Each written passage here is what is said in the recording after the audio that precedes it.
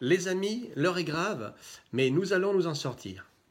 Alors aujourd'hui, j'ai décidé de faire une petite leçon d'orthographe, en toute modestie. J'ai sélectionné quelques mots importants sur lesquels on a tendance à hésiter ou on fait la faute. Alors je les ai écrits sur une feuille et avec la vidéo, je vous les montrerai pour que vous les visualisiez le mieux. Parce que le but de l'orthographe, c'est quand même d'écrire les mots.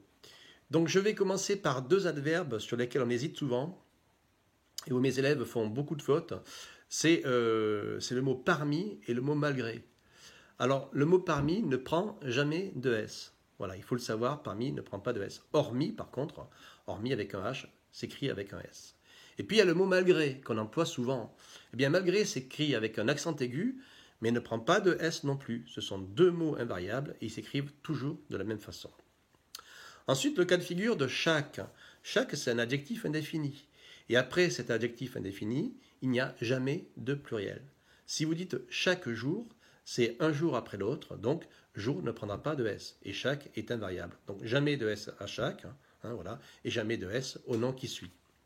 Ensuite, il y a le mot accueillir, sur lequel je vois beaucoup de fautes, et même parfois sur des sites officiels. Alors, accueillir, c'est une orthographe un peu particulière, c'est A-2-C-U-E-I-2-L-I-R. Et un accueil, c'est A-2-C-U-E-I-L. Et juste E-I-L. Par contre, si je dis il accueille, si je le conjugue, alors là, c'est A-2-C-U-E-I-2-L-E. C'est pas la même chose. Alors, je l'ai mis sur la fiche pour que vous puissiez le voir et le visualiser.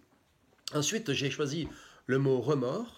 Alors, même si on n'a qu'un remords, eh bien, ça s'écrit toujours avec un D et surtout un S. Voilà, n'oubliez pas un D et un S. Par contre, un remous s'écrit toujours R-E-M-O-U-S.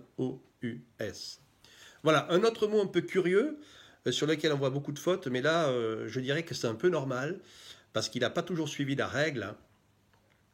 C'est le mot cauchemar. On dit bien cauchemardesque pour l'adjectif, et pourtant, le mot cauchemar s'écrit sans D. Cauchemar s'écrit avec un R à la fin. Donc ça aussi, il faut le retenir. J'ai choisi également le mot astérisque. Parce que quand je dis il faut aller chercher le petit astérisque, déjà c'est un mot masculin, mais on dit bien un astérisque. Rien à voir avec Astérix. Même si je peux rendre hommage aujourd'hui à Uderzo qui nous a quittés hier au moment où je fais cette vidéo. Il y a Astérix qui est le personnage, mais quand c'est la petite étoile, c'est un astérisque. Et pourquoi un astérisque? Parce que ça vient de aster en latin, et aster, ça signifie une étoile, d'où l'astéroïde. Donc un astérisque. Ensuite, il y a le mot pallier, une difficulté. J'en avais parlé dans une vidéo, c'est un verbe transitif. Quand on dit pallier une difficulté, attention, ça s'écrit avec deux L. Alors que le palier de l'escalier ou de l'étage, de la porte, là, il ne faut qu'un L. Autre difficulté sur laquelle on fait des erreurs, c'est le mot balade. Alors quand on fait une balade dans la rue, eh bien ça ne prend qu'un L. Et là, je n'ai pas vraiment un moyen mnémotechnique pour m'en souvenir, j'essaie de m'en rappeler comme ça. Alors qu'une balade, quand c'est une chanson, une balade du temps jadis, François Villon, alors là, il faut deux L. Donc balade à pied, un seul L. Vous avez également une bizarrerie avec le mot folle et s'affoler. Alors si on dit qu'une folle, il faut un F, mais il faut deux L, E. Alors que s'affoler, il faut deux F, et ensuite il faut qu'un L. Voilà, allez comprendre. Ça nécessiterait une leçon un peu plus longue, mais voilà. On va déjà essayer de retenir l'orthographe, ça sera déjà pas si mal. Et ensuite, j'ai donc deux mots sur lesquels j'insiste. C'est le mot attraper, qui pose une grosse difficulté, parce que souvent on ne sait pas s'il faut deux T ou un P, ou deux P et un T. Eh bien, attraper prend deux T et un P. Et là, j'ai un petit truc mnémotechnique pour s'en rappeler que je vous ai mis sur la feuille. C'est j'attrape un peu de thé à boire. Donc un peu de thé. Voilà, vous allez comprendre, je pense, en voyant la feuille. Et puis, il ne me reste plus qu'à vous dire au revoir. Et avec monsieur Costaud qui est derrière moi, on va vous faire des bisous. Et oui, des bisous, je suis désolé, mais ça ne prend pas de X. Des bisous, c'est un S. Ah oui, sachez-le. Ce sont les Anglais qui mettent des petits X à la fin de leur courrier pour signifier que ce sont des bisous. Mais non, bisous, ça prend un S. Je sais que c'est joli avec un X, mais bisous prend un S. Alors, comme chaque jour, maintenant, je vous conseille des ouvrages pour que vous puissiez vous cultiver et passer le temps avec le confinement. Donc, j'ai choisi aujourd'hui une œuvre assez sérieuse pour les gros lecteurs. C'est du classique. Émile Zola, l'œuvre. Alors Zola était donc un auteur naturaliste qui était ami avec des peintres, dont Cézanne.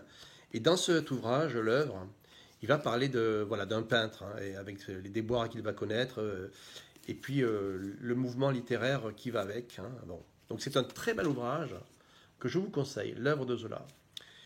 Et puis pour ceux qui aiment les ouvrages fantastiques, et un peu moins long ici, vous avez un très beau roman de Franz Kafka, La Métamorphose. Alors là, on est dans du domaine un peu plus du fantastique, puisque le personnage principal, Grégoire Samsa, va se réveiller un matin et il va être transformé en insecte.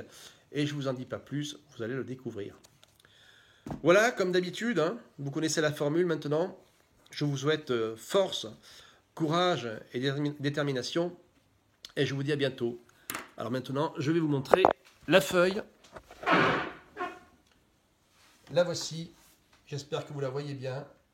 Voilà, parmi, malgré, chaque jour, apercevoir, aggraver, accueillir, un remords, un remous, un cauchemar, un astérisque, pallier une difficulté, une balade folle, s'affoler, attraper.